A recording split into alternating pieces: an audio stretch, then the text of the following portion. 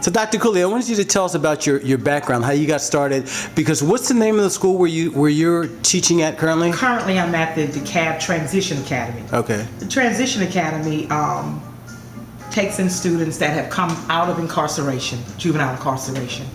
Many of them have done some violent crimes, and many of them are also in group homes.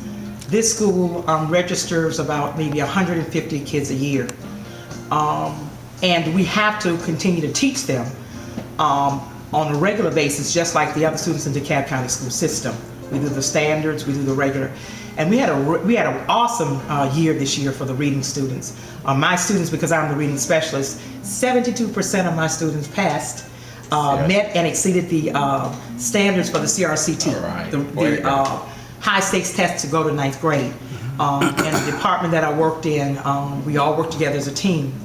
But the saddest thing I found out about working at this school is that many kids don't feel loved.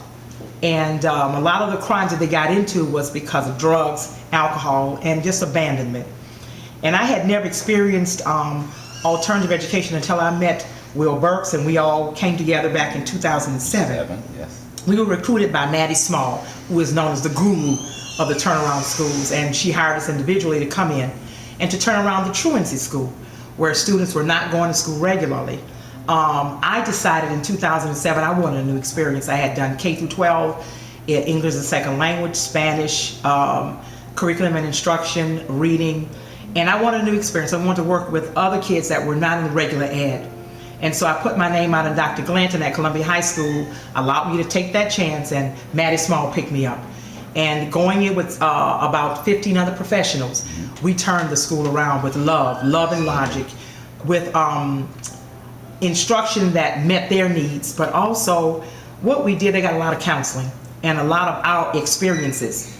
We didn't come off as saying that we were perfect, did we not, Will? No, we didn't say we were perfect. We say we had done some things, but look how we've overcome, and we're gonna be the living epistles or the models for you. And I can tell you today we've had low recidivism from those students that were truant that were there during our time. Matter of fact, some of our students should be college students right now. They should be, absolutely. And so with Mr. Burks and Cheryl Jackson Gill, who was with the counseling, and all the professionals that worked with Miss Maddie Small, and I just thank God for Miss Small because of her heart, that she hired me back in 2007. Absolutely. But our school closed down in 2010, and then I went on to work at the Transition Academy, which was a very new experience because I had never dealt with juvenile offenders. But I will tell you, I fell in love with them. And my focus has always been to build up the self-esteem, to let them know that they're loved, but also to give them the academic strength that they needed to go on. And I've been successful in doing that.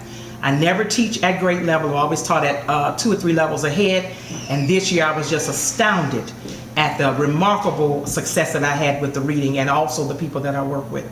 So alternative education will always be the center of my heart, but I want to go into leadership now and share all of my experiences. I do that at Delgado Community College in New Orleans, Louisiana, where I teach a class called Child Guidance and Classroom Management. And it's a standing only class in the summer, and I do it year round. But that's my way of giving back and sharing with others on how we have to guide children now, early on.